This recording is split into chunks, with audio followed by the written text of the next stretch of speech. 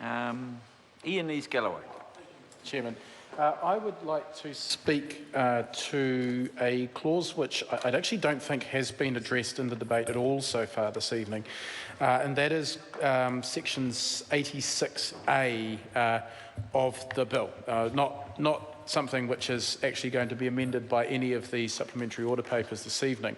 But this is what 86A does is it amends Section 65 of the Employment Relations Act, which relates to the form and content of individual employment agreements.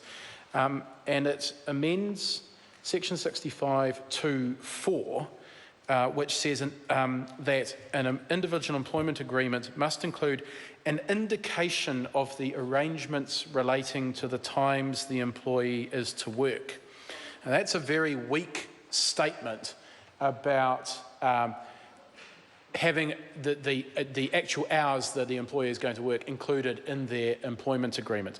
And going back to when we first were trying to think of ways to address the issue of 0 hours contracts, some amendments around that particular clause are actually what we initially started working with.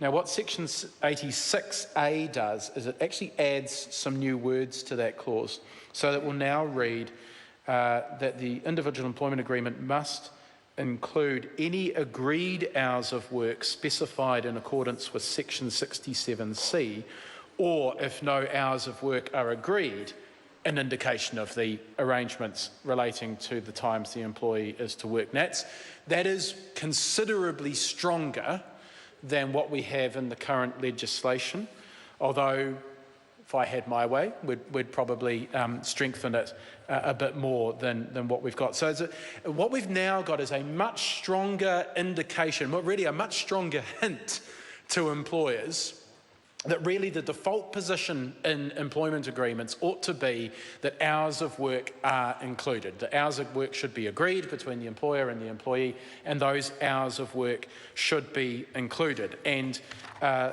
later in the bill, which I may, here we go, yes, so 67C2 says that hours of work includes any or all of the following: the number of guaranteed hours of work, the days of the week on which the work is to be performed, and the start and finish times of work, and then any flexibility in the matters referred to in paragraph B or C.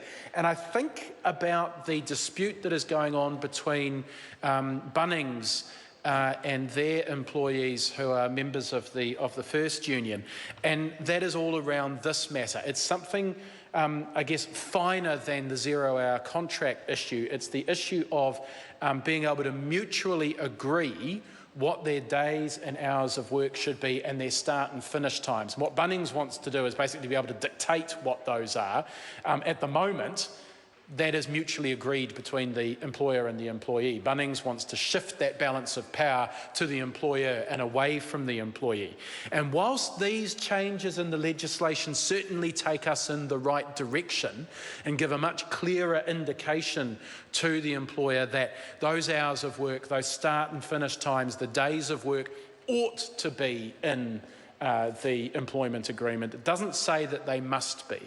And in fact, actually, the amendment that I would have liked to have seen wouldn't have said that they must, but that where practicable, they should be, to make it absolutely clear that the default position for employment agreements, particularly individual employment agreements, collective employment agreements will have this sorted because unions will bargain that for their members. It's the individual employment agreements where people are having to bargain for themselves that really concern me. And whilst this is stronger, and I'm pleased to see any strengthening, no matter how incremental it is, we could have gone further.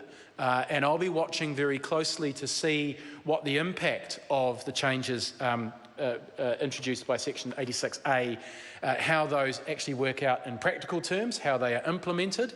And certainly if we don't see the response from employers that I'm sure the government also hopes to see from these changes, then we need to look at something a little bit stronger than what we have in there.